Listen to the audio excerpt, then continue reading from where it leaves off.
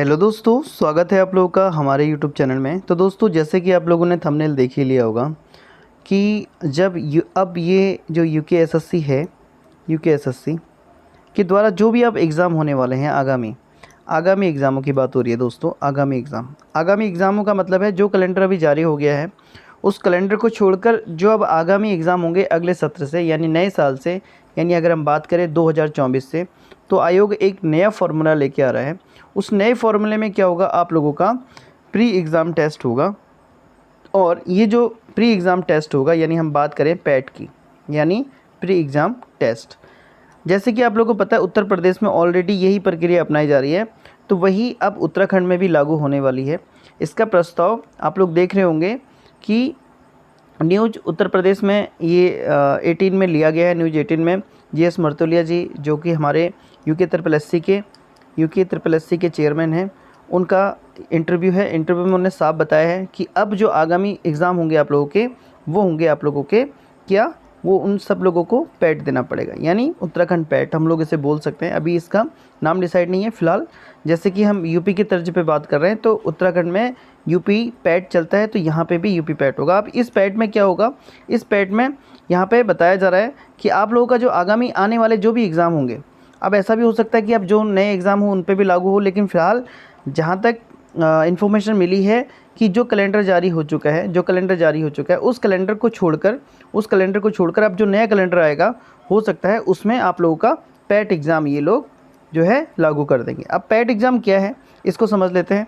इसमें क्या होगा कि हो सकता है कि आयोग 6 मंथ में या फिर बात करें 1 ईयर में आप लोगों का एक एग्ज़ाम कराएगा, जो कि आप लोगों का क्या होगा, कॉमन एग्ज़ाम होगा।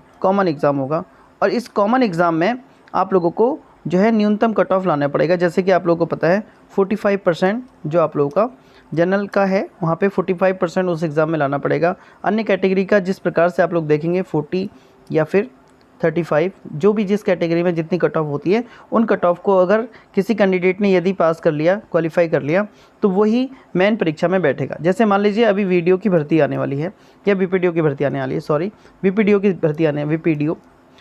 भर्ती आने वाली है। तो इसके लिए पहले क्या करेगा आयोग, पैट का एग्ज़ाम करेगा, ठीक है। अब इसके लिए नहीं करेगा ये पैट का एग्ज़ाम सिर्फ वीपीडीओ की भर्ती आए, या एक स्तर के, या एक एजुकेशन की, या भी बात करें सिर्फ ग्रेजुएशन लेवल की जो भी आएंगी कॉमन, या फिर बात करें 12th लेवल की जो भी कॉमन आएंगी उनकी बात करें, तो वहाँ पे को एक कॉमन एग्ज़ाम होगा। और आगामी पूरे साल में यदि वो उससे रिलेटेड जो भी एग्ज़ाम आएंगे, तो वो अभ्यर्थी उस एग्ज़ाम को देने के लिए क्या होगा, उसके लिए एलिजिबल होगा। तो आप लोगों की अर्हता के साथ साथ एक अर्हता आप लोगों के पास किसी भी एग्ज़ाम में बैठने के लिए पैट एग्ज़ाम की होनी चाहिए। तो हम लोग बात करते हैं कि वो अर्हता आप लोगों के पास होनी चाहिए। देखिए दोस्तों, हम लोग बात करते हैं कि अब एग्ज़ाम का पैटर्न आप लोगों का क्या हो सकता है, क्या नहीं हो सकता है। वो हो सकता है कि जो एग्ज़ाम का पैटर्न कॉमन के लिए है, वो कॉमन के लिए होगा। जैसे हम बात करें जो आप लोगों का कितने प्रकार से एग्ज़ाम होते हैं, एक 12th लेवल के एग्ज़ाम होते हैं, या फिर बात करते हैं एक ग्रेजुएशन लेवल के एग्ज़ाम होते हैं, और एक आप लोगों के स्पेशल एग्ज़ाम होते हैं। अब ये 3 टाइप के एग्ज़ाम होते हैं, और हो सकता है कि इन तीनों टाइपों के एग्ज़ाम आयोग कराएगा। जैसे मान लीजिए हम बात करते हैं यहाँ पे 12th लेवल के, तो 12th लेवल के एग्ज़ाम में क्या होगा कि यहाँ पे सिर्फ 12th लेवल के एग्ज़ाम जो भी पूरे साल भर में आएंगे, जो भी अभ्यर्थी या जो भी कैंडिडेट उसको क्लियर करता है, तो वो आगामी 2 सालों तक का जो है उसको फिर से जब भी रिक्रूटमेंट आएगी वो उसके लिए एलिजिबल होगा, यदि उसके बाद 12th होगा और 12th के साथ उसके पास ये क्लियर होना चाहिए, पैट क्लियर होना चाहिए। सेम ऐसे ही ग्रेजुएशन लेवल का जो भी पेपर होगा, एक बार अभ्यर्थी उसका एग्ज़ाम देगा और आने वाले 2 साल तक का उस एग्ज़ाम के लिए एलिजिबल होगा।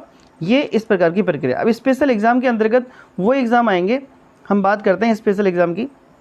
अब मैंने बात करी स्पेशल एग्ज़ाम दोस्तों वो एग्ज़ाम हो सकता है कि ये स्पेशल एग्ज़ाम रखे ही ना, इन्हीं कैंडिडेट से उठा के जिसकी जो भी रिक्रूटमेंट आएगी वो इसके लिए एलिजिबल होगा।